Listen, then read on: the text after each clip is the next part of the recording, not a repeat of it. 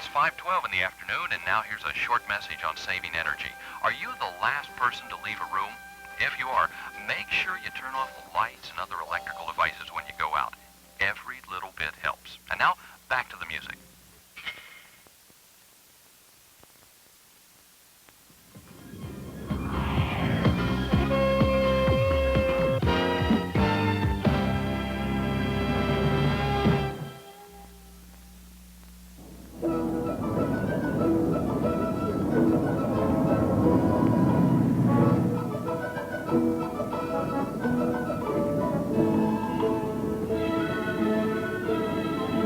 The Republic of Korea, host to one of the free world's largest military exercises, Team Spirit.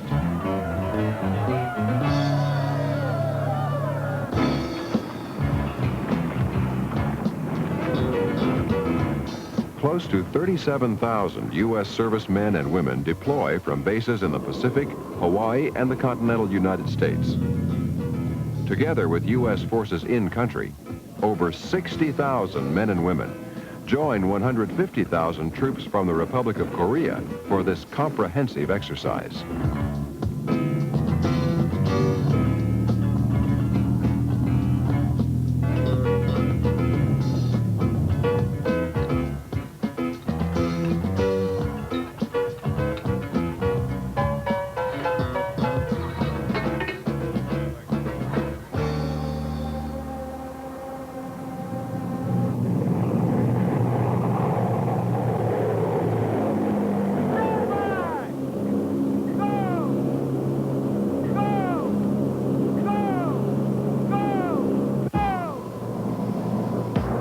Air Force, Army, Navy, and Marine Corps combine and join their Korean counterparts in events such as airborne and amphibious assaults.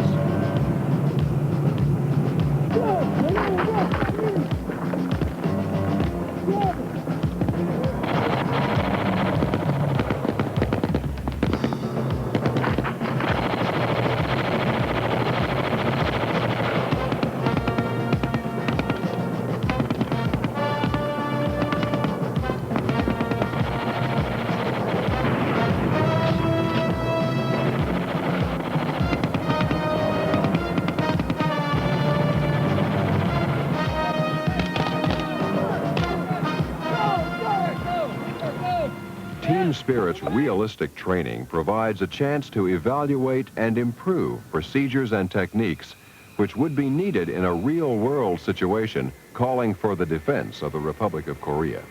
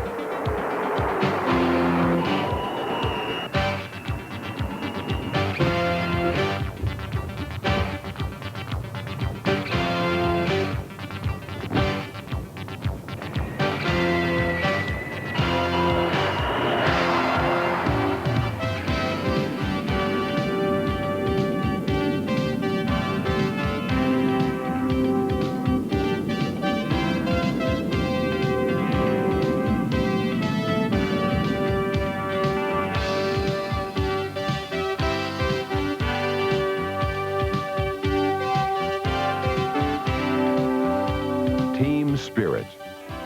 Practicing, preparing, training, demonstrating the readiness to ensure a peaceful tomorrow.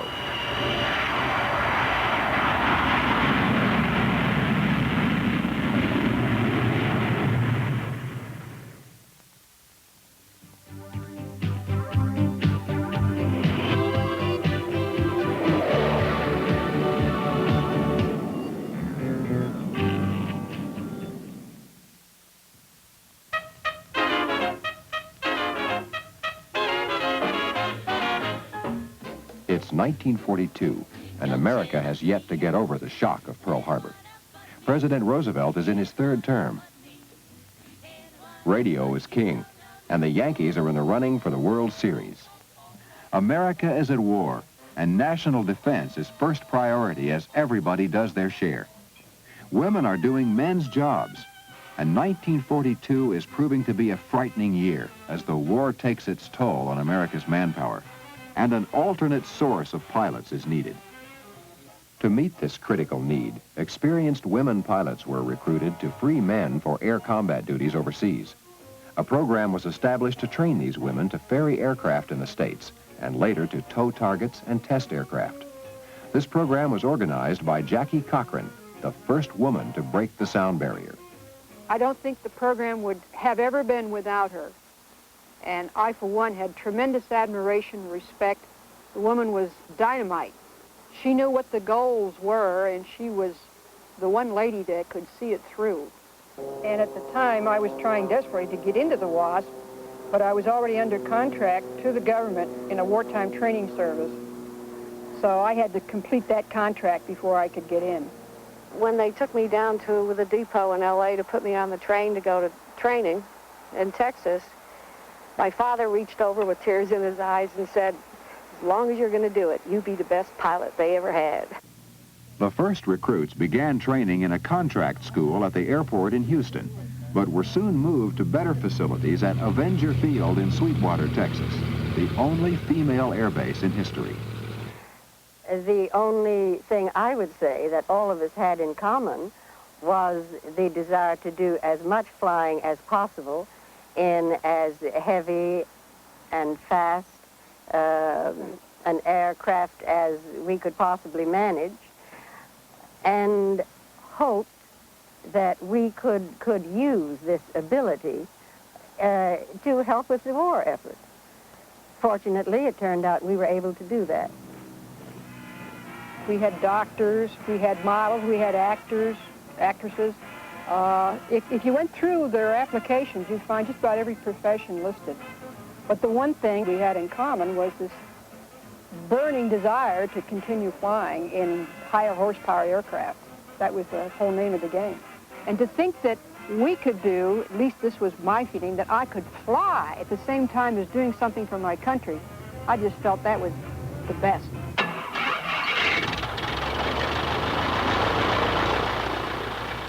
I'm Nancy Cruz, Mayor of California City, and this is my Super Cub.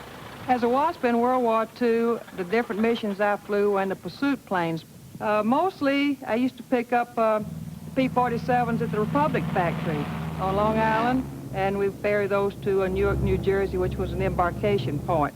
Also, we took planes to the East Coast. I ferried A-20s to California, and then I would take P-51s to South Carolina, and we went all over the United States. And some people think we may have taken planes overseas, but we didn't. The men flew overseas missions, and so we really didn't have any dangerous missions as such. We flew in good weather conditions, and we didn't fly at night. No instrument flying. Those were really interesting days, but right now I'm just as glad to be here in California City flying my good old Super Cub.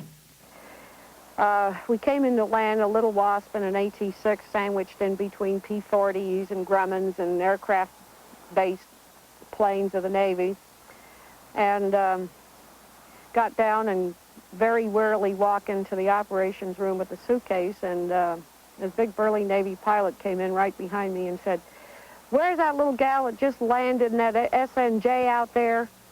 Number so-and-so." He had my number. So I'm sitting on the floor over in the side of the room, and so, me. So he came over and he stuck out a big paw and said, "Let me shake your hand. Who taught you to land an airplane the way the Navy does it?" In 1977, the Air Force graduated its first group of female pilots. This brought mixed feelings from members of the WASP. So it irritated me just a wee bit that the news media didn't get around to admitting that the WASP were indeed first. By the fall of 1944, the WASP non-combat flying duties included ferrying 3/4 of all domestic deliveries of American planes. On December 20th, 1944, the WASP deactivated. And 36 years later, the women Air Force service pilots were finally granted veteran recognition for their service during World War II.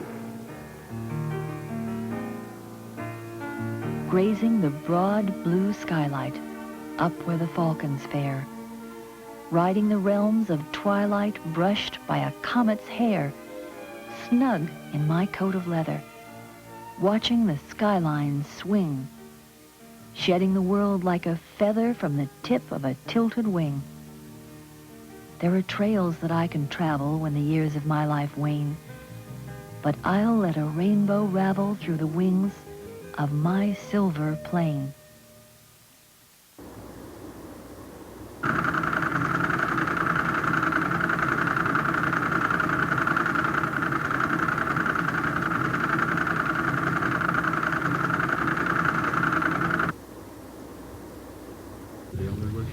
Confirming activation of QRP-1 on mission 4514 to V-Spot Air Base at 11:35 Zulu.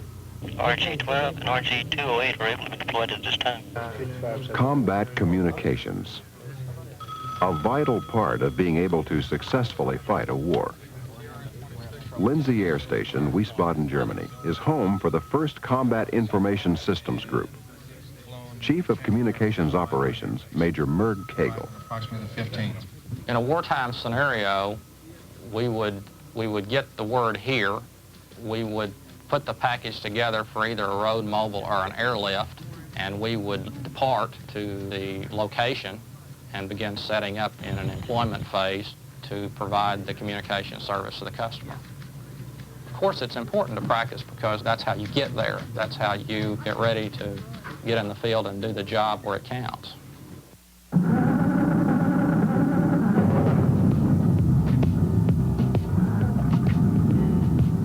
Commander, 1st Combat Information Systems Group, Colonel Bill Penny. There are 5 Combat Information Systems groups active duty under Air Force Communications Command's operational control worldwide. Combat information systems, procedures, and people are necessary because the nature of the conflict can require the operational commander to deploy at forward operating locations or locations where fixed facilities do not exist. We provide him that interconnectivity between his forces and his headquarters so that he can effectively command and control his assets. There's certainly a lot of demands, a great deal of pressure that are placed on our people from day to day, primarily because we have to be ready at any time to go with a minimum amount of notice anywhere in the theater. And I think the importance of the mission is brought home to and understood by everyone within a short while of being assigned here. You cannot go through the intensive training that we have initially and then deploy either on our own exercises or to a theater exercise or to a real-world requirement, perform that well, and not come back without a superb sense of accomplishment and having done a job well. Chief of Mobility Training, Captain Dave Colley. Combat communications is the communications that the Air Force needs out in the field to survive in a combat situation. The communications aspect is probably the second most important part of being able to fight a war. You have to have weapons to fight a war. You have to have people to fight a war. But next to those two, you have to have communications.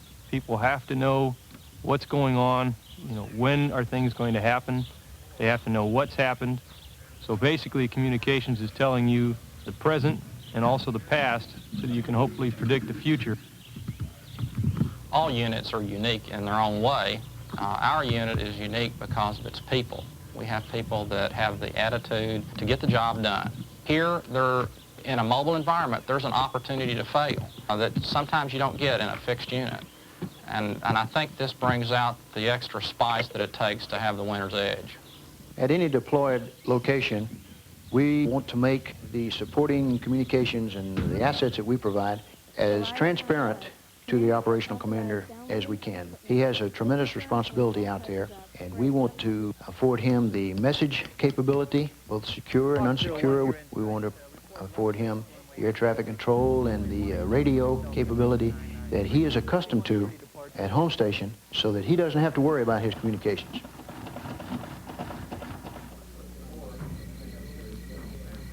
rest periods are welcome. But living and working in the field is nothing new to unit members. People of the 1st Combat Information Group really have a good appreciation for how important their jobs are, how close they are to the border. They can see that they are in the battlefront.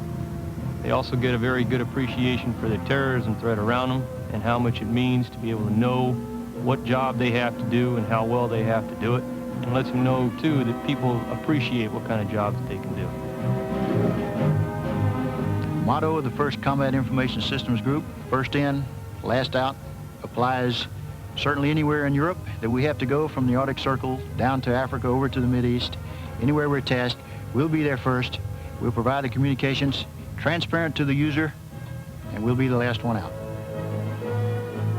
Acknowledge activation of circuits on mission 4514 at 1823 Zulu. Good job, guys. Thanks a lot.